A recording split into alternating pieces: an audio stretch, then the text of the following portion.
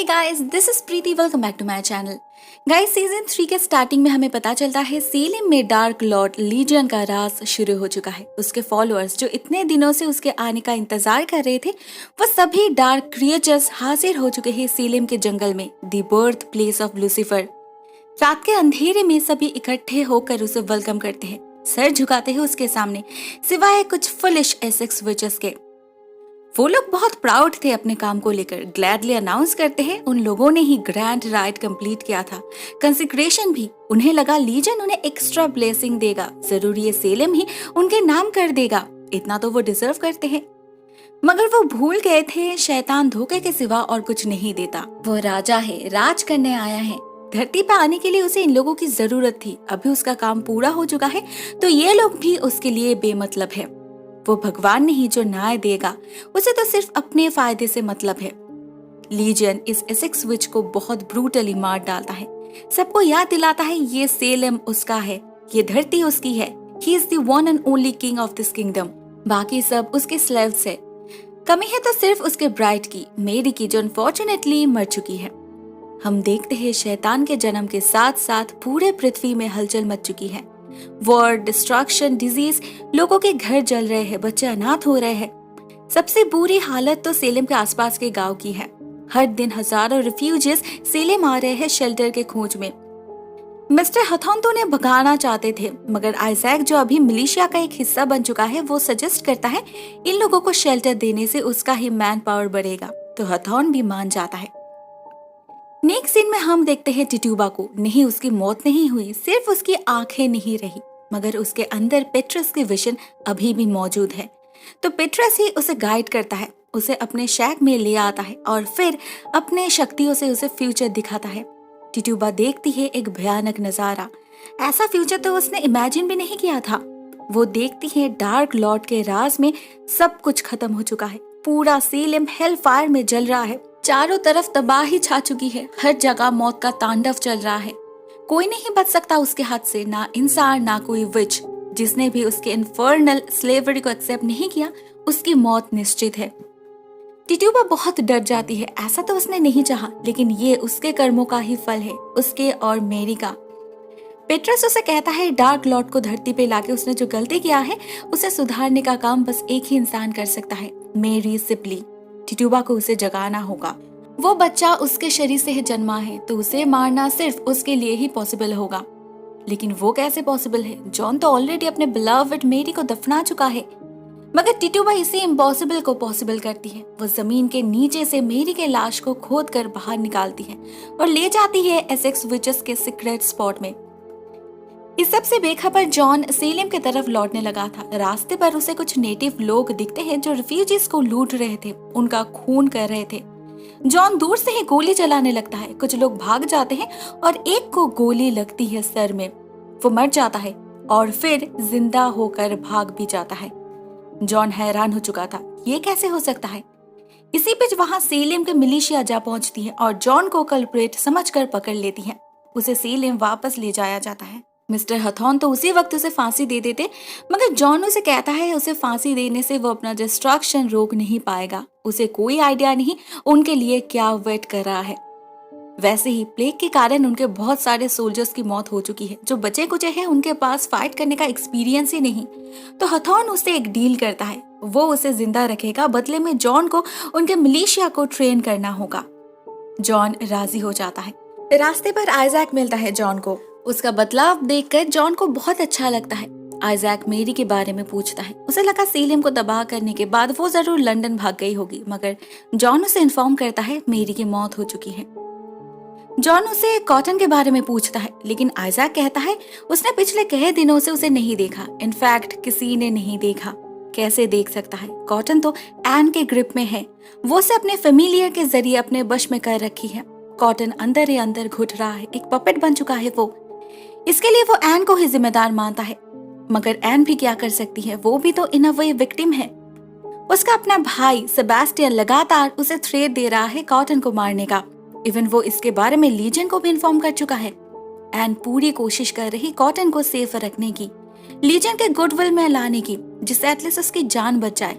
लेकिन कॉटन इस शैतान का स्लेव बनने से पहले मौत को गले लगाना चाहता है। वो डेस्परेट है। वो एन से झगड़ने लगता है। ऐसे में जॉन आता है उसे ढूंढने। एन उसे अंदर जाने नहीं देती, मगर जॉन भी जिद करता है तो मजबूरन एन उसे मारकर भगा देती है। वो उस इंसान पर हमला करती है जिससे कभी वो प्यार करती थी। कितनी बदल चुकी है वो। लेकिन एन जॉन के दुश्मन नहीं थी, वो तो सेबेस्टियन था। वो जॉन से जलता था। मेरी उससे प्यार जो करती थी। ये सेलिम जैसे 3 ग्रुप में बट चुका था, विचेस, विच हंटर्स और वो लोग जिन्हें इनके बारे में कोई आइडिया तक नहीं। लेकिन सेलेम में कोई और भी था जो किसी भी ग्रुप में नहीं आता था। वो थी मर्सी।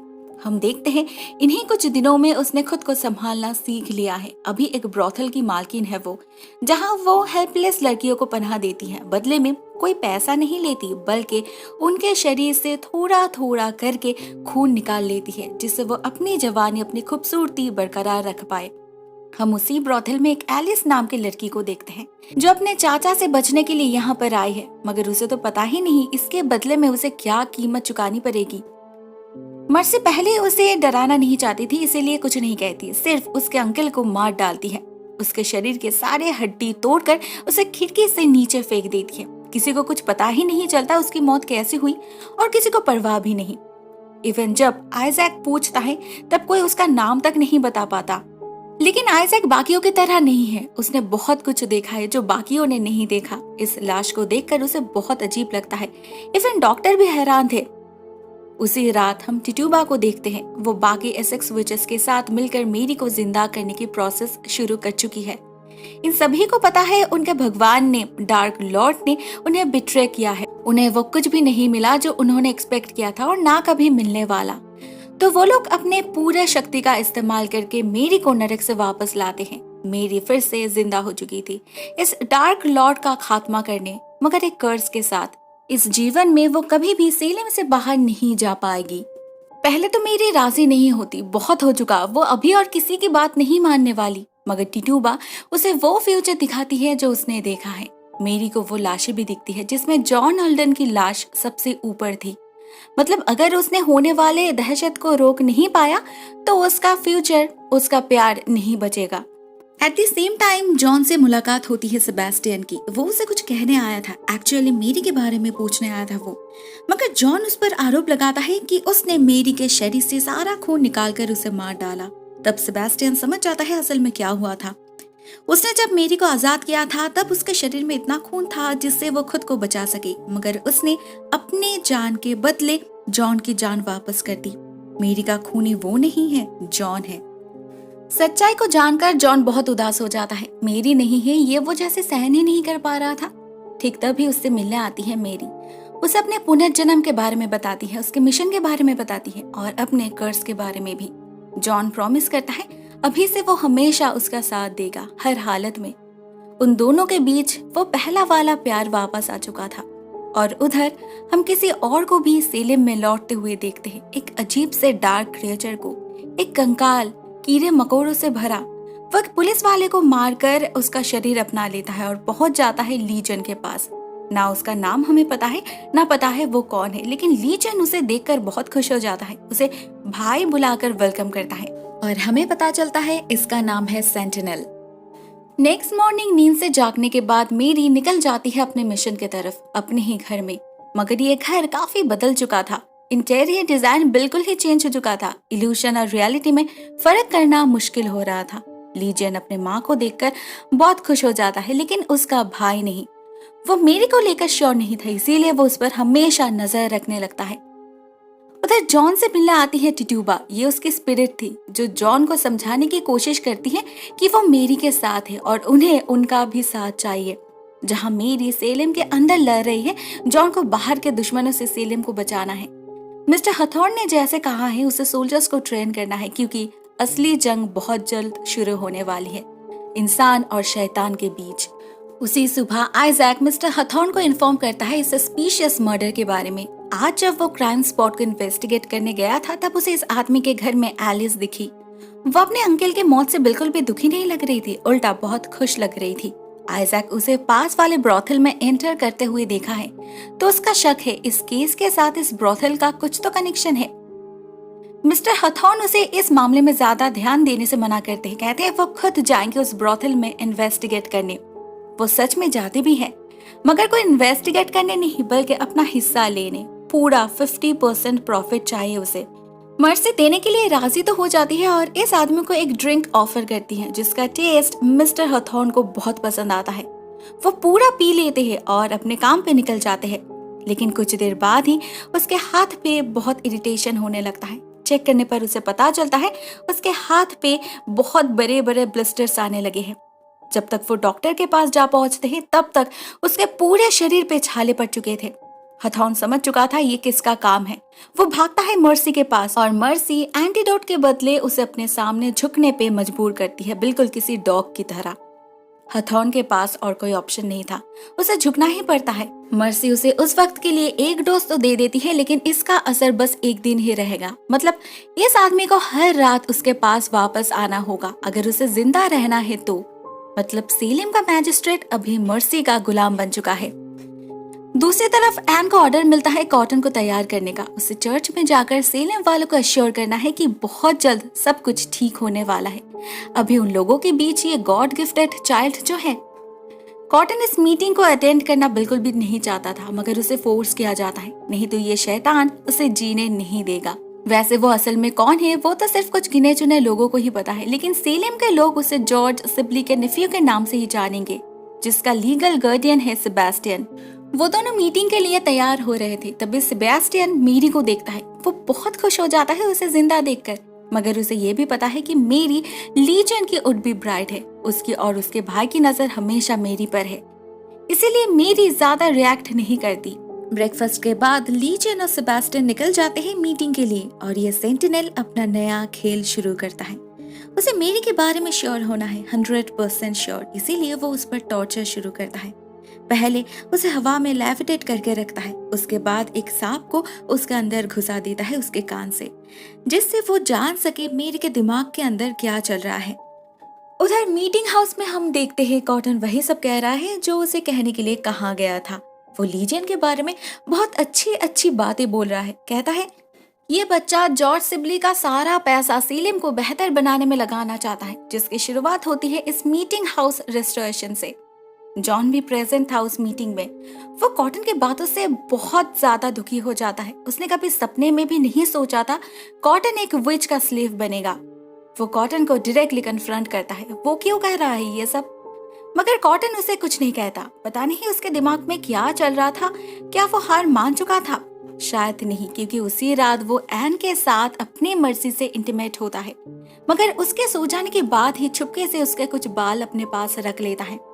और तब हमें पता चलता है उसके असली प्लान के बारे में। असल में इससे पहले भी वो एक बार इस घर से भागने की कोशिश कर चुका है, लेकिन जैसे ही घर से निकला उसके अंदर का चूहा उसे दर्द देने लगा। कॉटन समझ गया ऐसे नहीं होगा, जब तक ये फेमिलियर उसके अंदर है वो कभी भी एन के ग्रिप से आजाद नहीं हो पाएगा। इसीलिए उसे सबसे पहले इस चूहे को मारना होगा, वो भी अपने शरीर के अंदर। उसे पता है इसे कैसे करना है, उसे सारे इंग्रेडिएंट्स भी पता है, जिसमें मेन है विच हेयर। रात के अंधेरे में वो चोरी छुपे मिक्सचर को तैयार करने लगता है। वो घर से बाहर भी जाता है एक पौधे को ढूंढने के लिए, और तभी एन उसे देख लेती है। कॉटन बहुत डर गया था, मगर हिम्मत नहीं हारता। वो एन के हाथ में कुछ फ्लावर्स थमा देता है, जिससे एन को लगे कॉटन अभी भी उससे पागलों की तरह प्यार करता है। रात के अंधेरे में बाहर निकला है सिर्फ उसके लिए इन फ्लावर्स को ढूंढने। मगर जॉन तो ये सब समझ नहीं पाया। उसे लगा कॉटन ने उसे बिट्रे किया है, तो वो बहुत सैड होकर इनमें बैठकर अकेले दारू पीने लगता है। तभी एक छोटा सा लड़का आता है उससे मिलने। इस बंदे का नाम है बिली और वो भी एक सोल्जर है। जॉन ने नोटिस किया है ये लड़का आज सुबह से ही उसके आगे पीछे घूम रहा है, बेमतलब तारीफ कर रहा है उसका। और जब वो सोल्जर्स को ट्रेन भी कर रहा था तब सबसे अच्छा यही परफॉर्म करता है।